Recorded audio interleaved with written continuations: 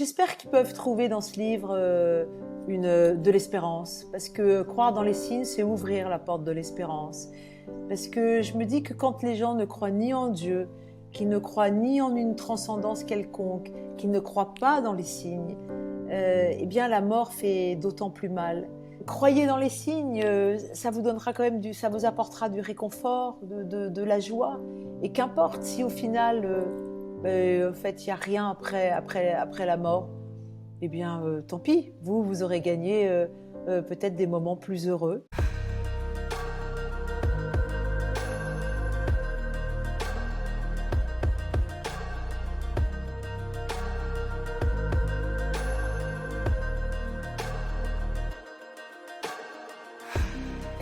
Merci Florence d'avoir accepté cette petite entrevue sur ma vie positive. Aujourd'hui, on va parler de signes. On adore ça. Les signes, beaucoup de gens se disent, tiens, je pense avoir reçu un signe, je pense en avoir vu un.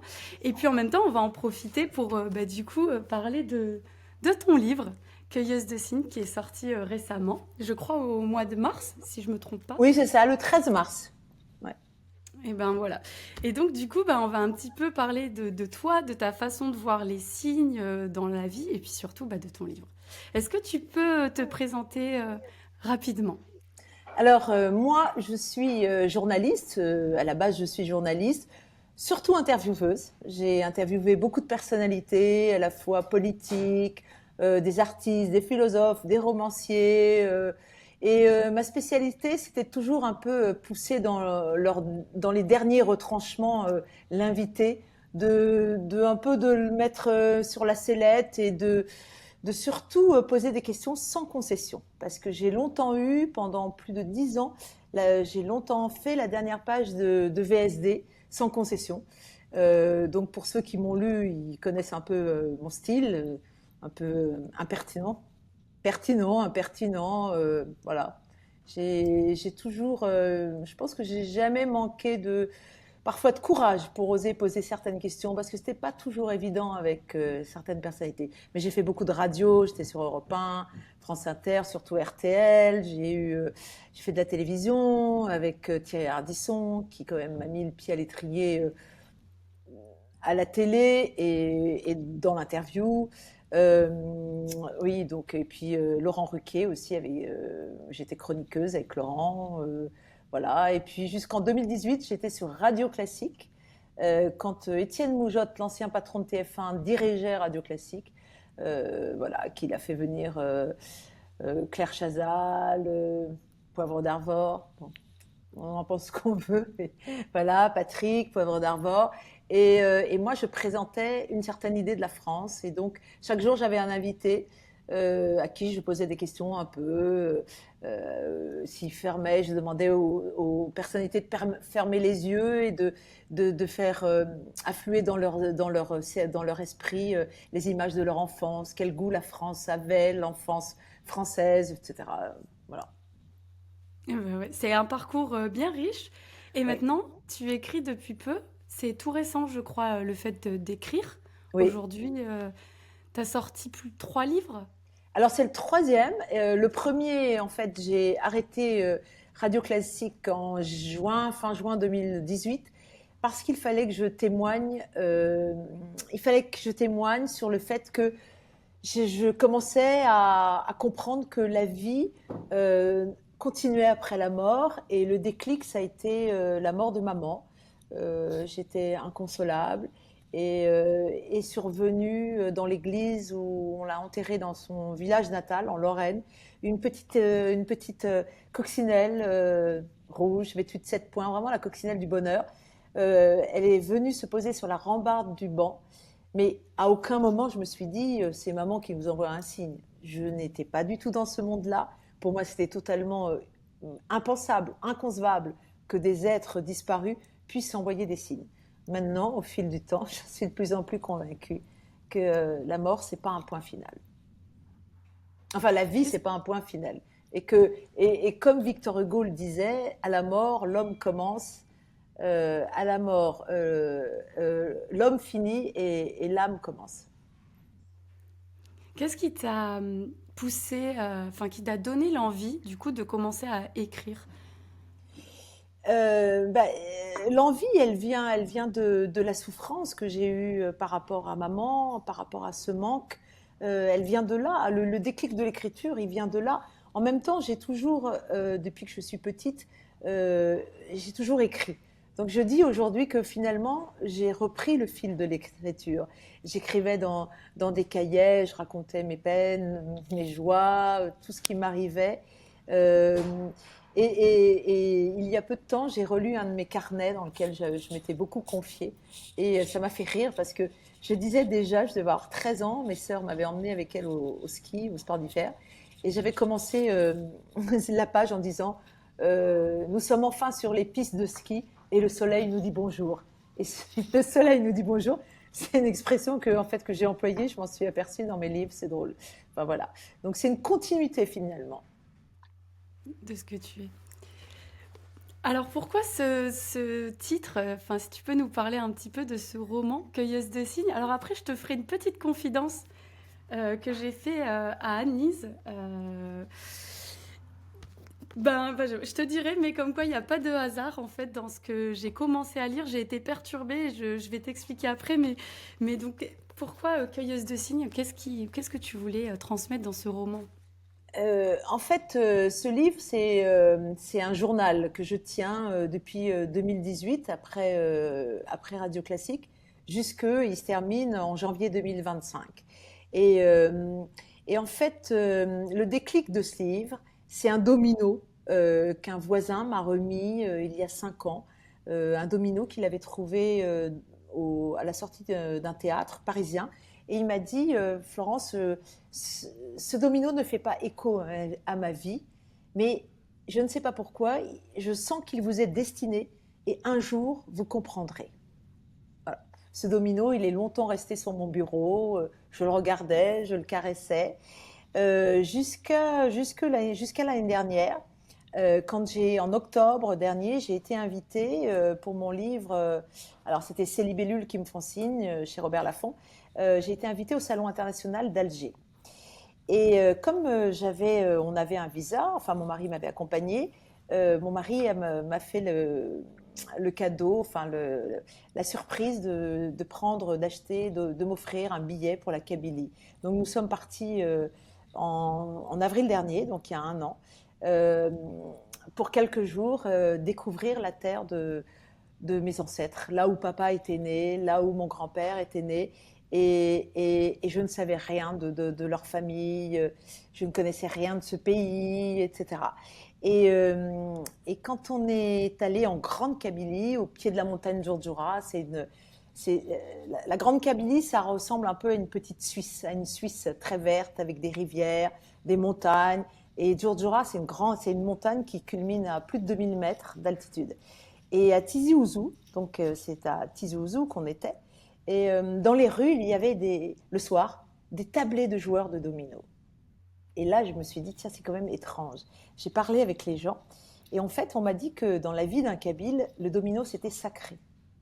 Et donc, papa, forcément, ayant habité, enfin, vécu en Kabylie jusqu'à l'âge de 16-17 ans, jouait au domino.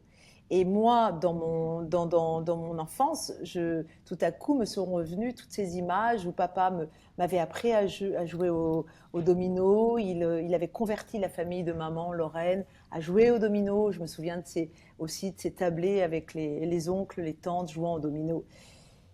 Et, et je me suis dit que ce domino, finalement, c'était un signe du destin. Alors peut-être du destin, mais peut-être orchestré par mon grand-père ou mon arrière-grand-mère, Kabyle, je ne sais pas. Mais visiblement, j'étais liée par un fil invisible à la Kabylie, je ne le savais pas. Et pour moi, ce voyage a été un peu un choc émotionnel parce que j'ai découvert des éléments d'information sur ma grand-mère, mon arrière-grand-mère, des choses un peu surnaturelles se sont produites lorsqu'on m'a remis l'acte de mariage de mes grands-parents qui datait de 1924. 100 ans, donc on y était. Alors est-ce que c'est le hasard qui a bien fait les choses? On était en Kabylie pour le 100e anniversaire de mariage de mes grands-parents. Et quand la fonctionnaire au bureau de l'état civil m'a remis l'acte de mariage de mes grands-parents, dont je ne savais rien. Enfin, mon grand-père, oui, mais pas Tassadit, elle s'appelait Tassadit. Et donc, j'ai vu tout à coup, quand on me l'a remis, donc j'avais quand même une petite, enfin j'étais un peu nerveuse, etc. Alors j'ai fait tomber le document, je l'ai ramassé et tout à coup je me suis écrié, oh, il y a mon nom, il y a mon nom, il y a mon nom, il y a Florence Belkacem. Et mon mari qui était près de moi me dit, qu'est-ce que tu racontes? Mais n'importe quoi, c'est un document de 1924, c'est pas possible. Où tu l'as vu ton nom? Mais je lui dis, je l'ai vu là, au-dessus de la mention acte de mariage. Évidemment, et il ne voyait plus, et moi je ne le voyais plus non plus. Et en fait, en descendant, en laissant glisser le doigt, j'ai découvert que je portais le prénom, le deuxième prénom, enfin le prénom de mon arrière-grand-mère, chose que j'avais totalement, que je ne savais pas. Et je pense que mon père ne le savait pas non plus, parce qu'en fait, cette arrière-grand-mère était morte à l'âge, probablement en couche, là, je crois qu'elle est morte à 30 ans ou 35 ans. Donc pour moi, ça a été un choc parce que j'avais détesté son prénom. Je détestais ce prénom. Mon grand-père ne m'a jamais expliqué que je portais le prénom de cette arrière-grand-mère. Et, euh, et ensuite, quand j'ai découvert en fait cette vérité cachée, ce secret, je me suis sentie un peu honteuse parce que en fait, j'en pleurais presque parce qu'en me disant finalement c'est aussi une partie de mon histoire. Euh, et j'ai tourné le dos à cette histoire, voilà. Donc il y a eu des tas de rebondissements comme ça en Kabylie.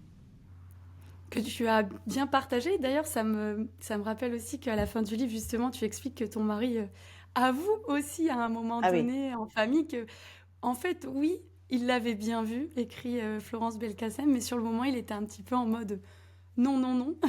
oui, Mais oui, finalement, il t'avoue avoir vu ce signe lui aussi. oui, oui, oui, oui, oui, oui, oui. Lors d'un dîner, une amie lui dit, mais comment tu expliques, toi, euh, comment tu expliques le fait qu'elle ait vu son nom et toi, tu ne l'as vraiment pas vu. Et donc, il a avoué qu'il l'avait vu, alors que sur le moment, il m'a fait passer pour une dingue en disant, mais t'es folle, comment il peut y avoir ton nom, mais c'est pas possible, etc. Et quand l'ami lui a demandé comment il expliquait le fait qu'il ait vu mon nom, il a dit que c'était de l'auto-persuasion. J'ai été persuadée d'avoir vu mon nom, donc lui-même était persuadé d'avoir vu mon nom. Voilà. Et ensuite, dans le livre, quand un des ancêtres lui joue un drôle de tour quand même. J'ai pas tout dévoilé, hein, mais là, il était un peu déconcerté, Hmm. désarçonné ce qui lui était arrivé. Voilà.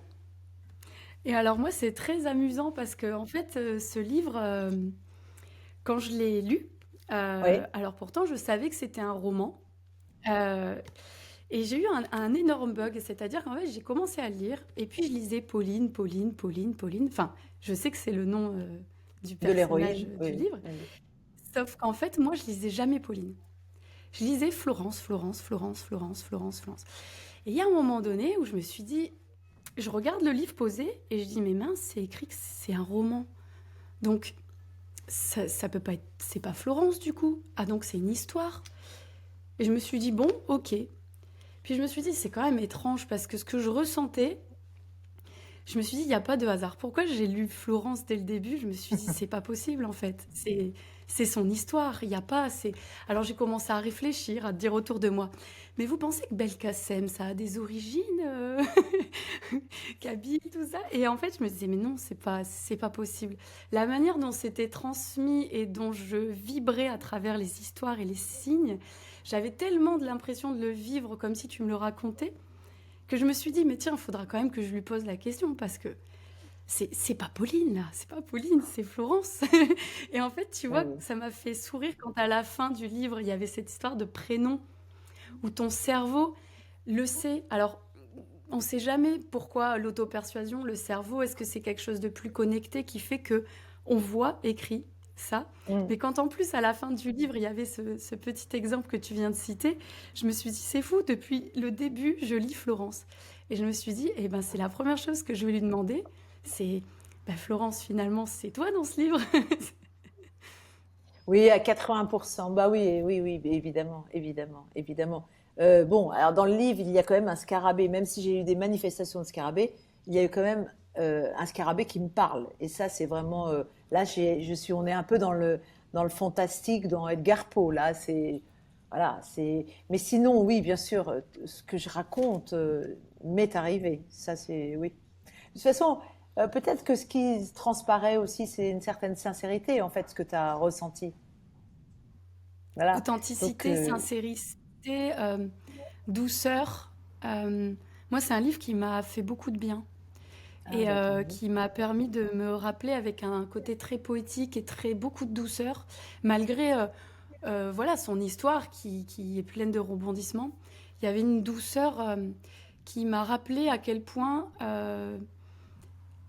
les signes, je dois de nouveau les regarder parce que ça m'a rappelé que j'avais peut-être coupé un petit peu et qu'en fait, non, ils étaient bien là et qu'en fait, c'était aussi une histoire de savoir comment les accueillir parce que dans le mot cueilleuse, enfin, j'entends cueillir, mais j'entends aussi accueillir. Oui, Et bah oui. je trouve ça ultra pertinent parce que les signes sont là, mais à travers nos filtres, notre quotidien et des fois cette vie un peu à 100 à l'heure, on n'est plus dans l'accueil de ces Non. signes. Mm. Et tout est là et ils sont tout le temps là. Seulement si on n'est plus capable de les voir et de les entendre, ben en fait c'est comme si la connexion était coupée, alors qu'en fait c'est partout, tout le temps autour de nous. À partir du moment où on ouvre cette porte et on les attend, alors il y a toujours cette part de oui, mais alors du coup, est-ce que je les provoque? Est-ce que je me fais des films? Est-ce que... Ah oui, oui. Mais tu le dis justement à un moment donné dans le livre, et moi j'adore parce que c'est quelque chose que je dis beaucoup autour de moi. Les signes, à partir du moment où toi tu les trouverais, à partir du moment où ils sont justes pour toi,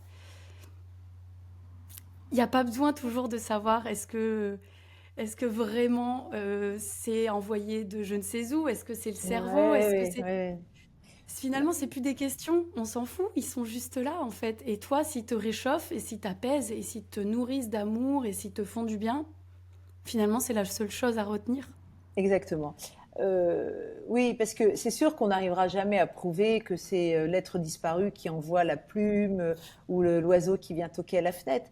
Mais qu'importe. À partir du moment où on a envie d'y croire et qu'ils font du bien, qu'ils apaisent, qu'ils consolent, eh bien, il faut y croire. Et je pense aussi que c'est important de maintenir un lien avec ceux qui nous ont précédés ou qui nous ont donné la vie.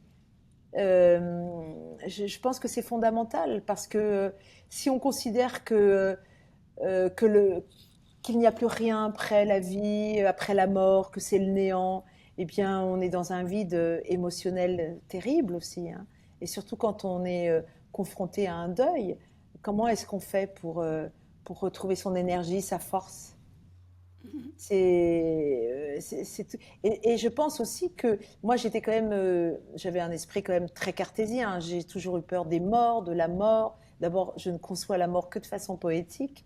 Euh, et je pense qu'à un moment, quand on a une douleur, forcément ça nous change. Forcément, on va regarder aussi le monde autrement.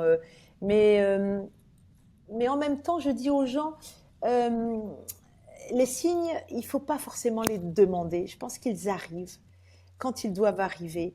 Euh, et, puis, euh, et puis, je pense aussi faut rester connecté à la nature. La nature, elle a des messages aussi, elle nous parle, la nature. Et les gens sont trop aujourd'hui addicts à leurs écrans, à leurs portables. Ils préfèrent finalement regarder un papillon sur leur écran de portable que dans la réalité, un papillon qui vole, qui vient près de vous. Donc ça, c'est important, ouais. On n'est plus dans la contemplation aujourd'hui.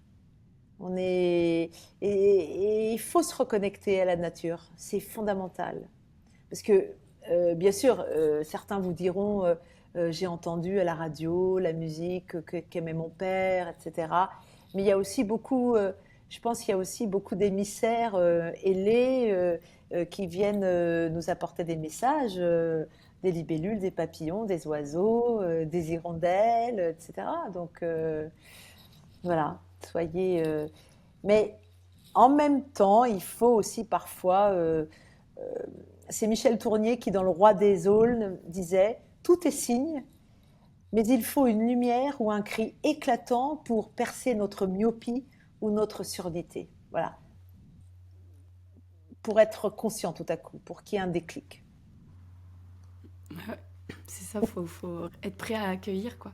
Moi, Oui. c'est vrai que c'est pas mal l'environnement extérieur et naturel, mais c'est vrai que moi, tu vois, alors c'est marrant, la plume revient souvent, mais moi, la plume d'oiseau, j'en vois jamais, sauf quand je suis un petit peu bouleversée intérieurement, en questionnement avec des peurs, des doutes. C'est souvent quand il y a la peur et le doute que d'un seul coup, j'arrive chez ma maman et avant d'ouvrir la porte, il y a une plume devant. Ou j'arrive chez moi, il y a une plume. Et je vois pas, il n'y a pas tout un grand récit derrière. Je sens juste ce moment chaleureux qui me dit, mais ça va, en fait, tout va bien. Tu vas respirer, tout va bien. Et tu vois, ça se présente toujours au moment Ouais. où mon cerveau est un peu à 10 000. Et là, c'est le petit truc qui me fait, d'accord, ça va, ok, il n'y a pas de problème. Et en général, cette plume, tu penses qu'elle t'est envoyée par qui alors? Alors pour le coup, je me suis jamais posé cette question. Je n'ai pas cette impression, en tout cas aujourd'hui, parce que du coup, c'est la question que je me suis posée en lisant ton livre, c'est de me dire, tiens, la prochaine fois que je vois cette plume, je vois qui? Ouais. Mais en tout cas, ce qui est sûr, c'est que je pense recevoir très souvent, je discute souvent avec mon grand-père. C'est un réflexe. Voilà, dès que j'ai quelque chose qui me chahute, ouais, papy, tu sais, c'est un peu compliqué la vie sur Terre là. Là, faut que tu m'aides. C'est Et, un peu et- ça. Donc c'est beaucoup mon grand-père. Je discute beaucoup, beaucoup avec mon grand-père. Il m'est arrivé des choses aussi un petit peu surnaturelles, on va dire. Je sais, enfin surnaturel, naturel, parce que moi je le vois comme ça. Où il m'est arrivé de faire un rêve où je crois que ça dure 20-30 minutes. Et en fait, au moment où je sors de cette plutôt micro-sieste, il s'en est passé deux. Et je suis effondrée, c'était dans un avion. Et mon ouais, grand-père est venu me voir pour... mais je le sens que c'était pas un rêve. C'est tellement puissant en moi, encore aujourd'hui, 5 ans ouais, après, que pour moi, il est venu vraiment me donner... il m'a dit des choses tellement fortes sur la personne qu'il m'a envoyée dans ma vie, que c'était son cadeau avant de partir, que c'était pour ça qu'il avait attendu que je revienne à l'hôpital pour que je puisse lui prendre la main, parce qu'en fait, il sentait que enfin, j'avais besoin, moi, oui. d'être là au moment de son Mhm. dernier souffle. Et puis aussi la manière dont j'étais un petit peu dure et rigide en ce moment dans ma vie, à quel point je devais laisser certaines choses entrer dans ma vie. Enfin, voilà, il y a eu, et puis qu'il n'y avait pas de hasard, que si mon copain avait la même date de naissance que ma grand-mère, c'était pas un hasard, que c'était parce que c'était un petit pacte et un petit signe, que c'était son petit cadeau.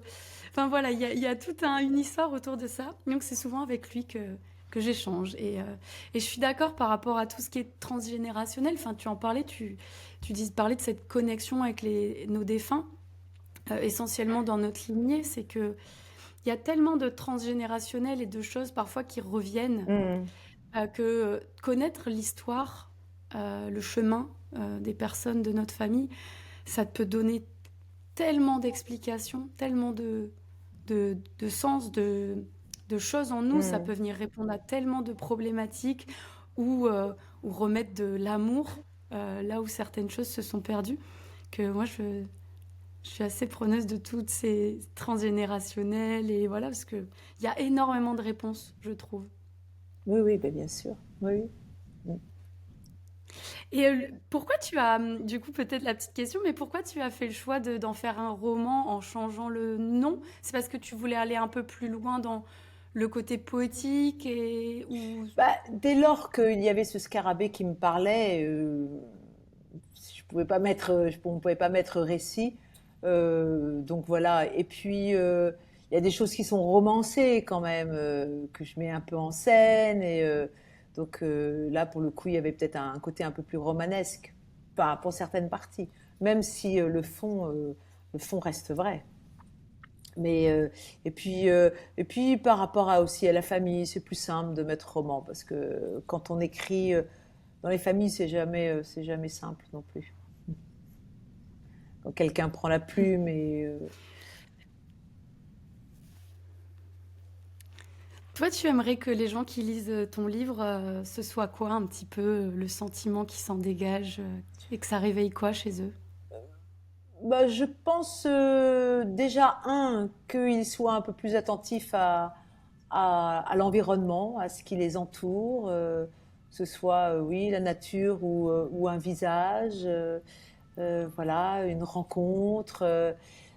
Faut écouter ses rêves aussi.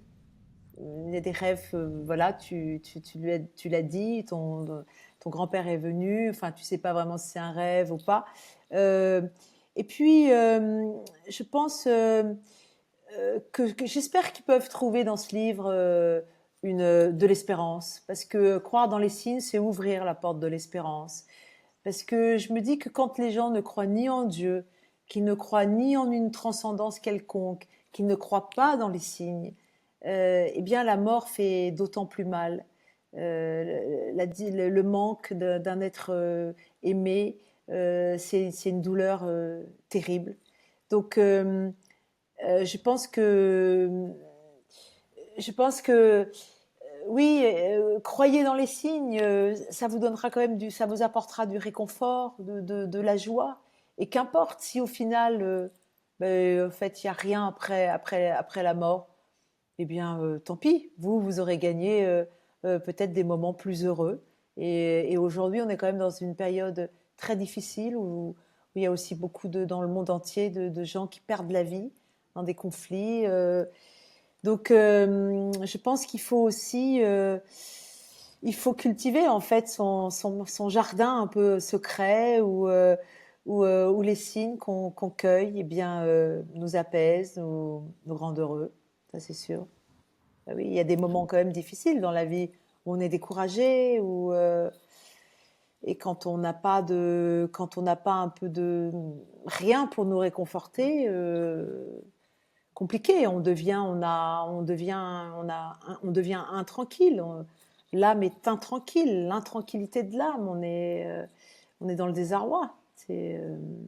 Moi, dans le livre, je parle de Pascal, du philosophe Pascal au XVIIe siècle, qui disait, il pariait sur l'existence de Dieu. Vous croyez en Dieu, vous avez tout à gagner.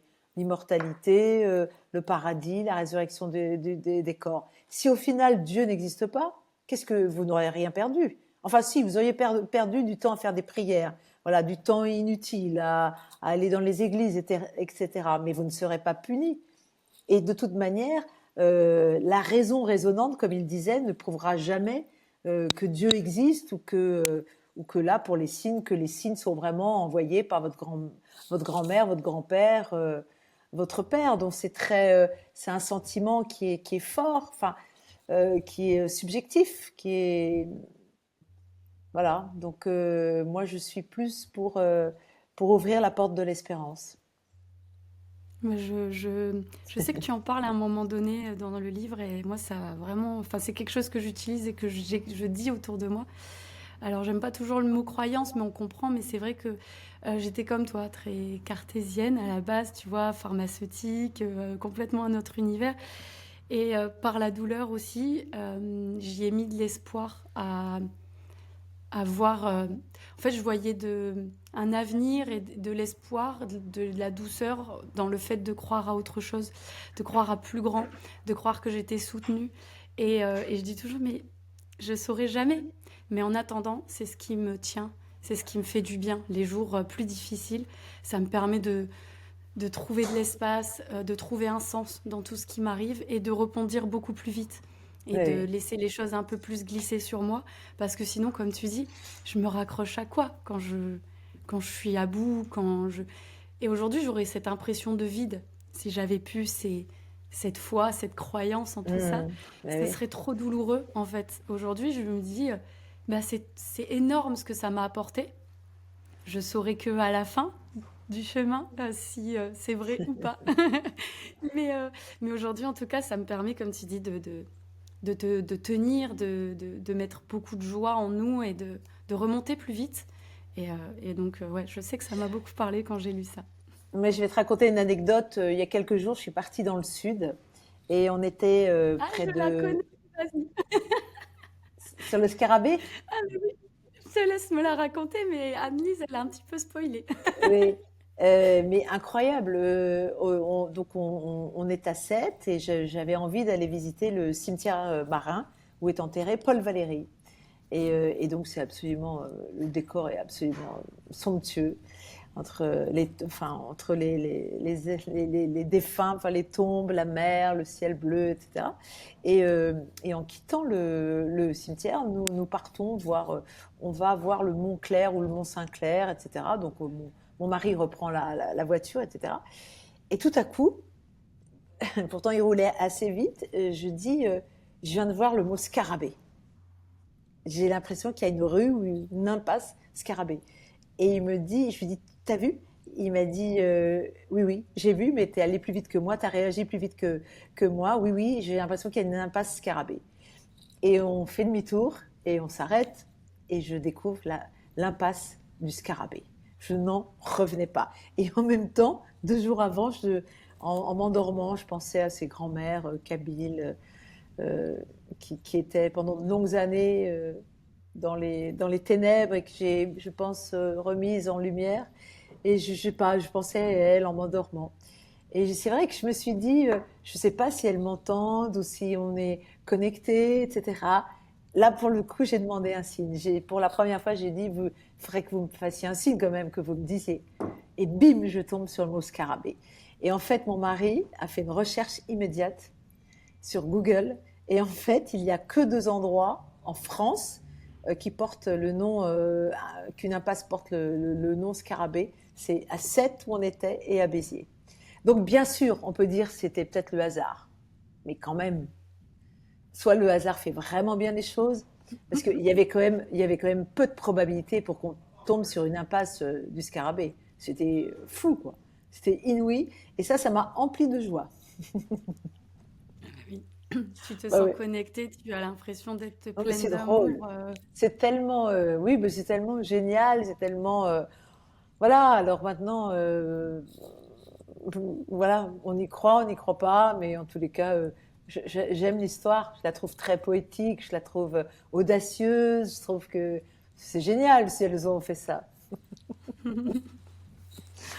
Eh ben écoute, je ne sais pas si tu voulais rajouter quelque chose, un petit conseil ou quelque chose que tu aimerais véhiculer ou rappeler aux gens euh, qui, voilà, qui te tient à cœur et à transmettre de beau pour finir cette petite entrevue. Ben, moi, je dirais aux gens, soyez un peu dans la contemplation. Voilà, contempler. Euh, et puis, bien sûr, je pense qu'on est aussi. Ce que je veux dire aux gens, c'est qu'on est quand même aussi dans une société qui est très rationnelle. Et cette société, elle chasse l'irrationnel. Parce qu'aujourd'hui, avec Google, on est habitué à avoir les réponses en un quart de seconde, en une fraction de seconde. Savoir s'il y a une vie après la mort, on ne peut pas y répondre. Personne ne peut y répondre.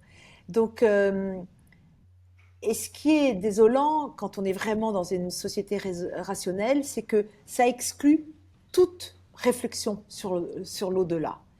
Donc je pense que il faut aussi un moment, garder son intuition, avoir vraiment son propre sentiment, c'est important. Euh, et puis une chose aussi qui me fait toujours horreur dans la mort, c'est que bien souvent, quand les gens disparaissent dans les familles, un père, un grand-père, parfois on vend aussitôt les affaires.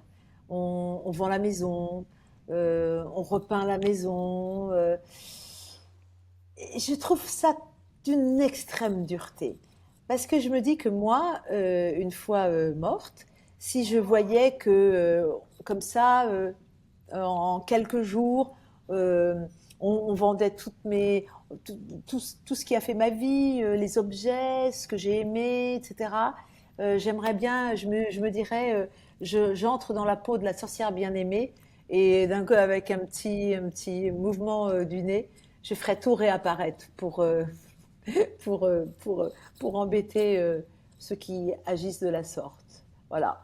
Et voilà, ça me choque toujours beaucoup quand même. Et puis je pense aussi que garder ce lien avec ceux qui nous ont précédés, avec enfin ceux qui nous ont donné du bonheur, c'est aussi une façon de les maintenir en vie, de les garder en vie d'une certaine manière, de les faire vivre intérieurement, de les faire vivre en soi, c'est pareil. Euh, les gens aussi, parce que c'est la Toussaint, vont se recueillir sur la tombe, ou alors aux anniversaires font des déjeuners ou des repas de famille.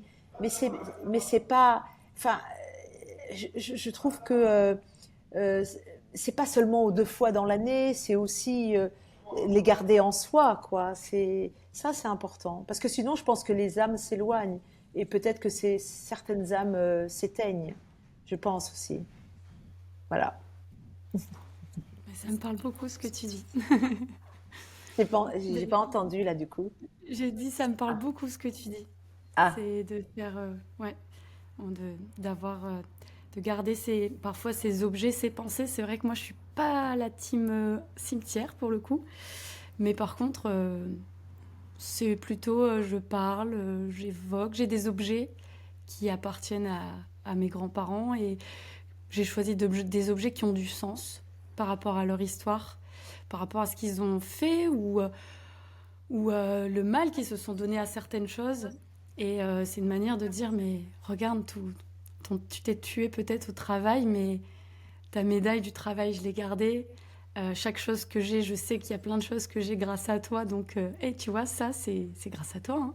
Ah, tu vois, ça, c'est grâce à toi. non, Et non, c'est mais plus comme ça que j'ai ces petits moments de pensée, de prière, finalement, en plus au quotidien que ces gros moments de recueil que je ne fais moins. ouais. Mais c'est des pensées sur chaque chose puisse m'arriver. Voilà, j'ai une petite pensée, un petit mot doux ou quelque chose, Mm. quoi. C'est vrai que pour finir sur les signes, moi je dis, il suffit d'un signe quand la vie se désenchante. Il suffit d'un signe pour raviver l'émerveillement. Voilà.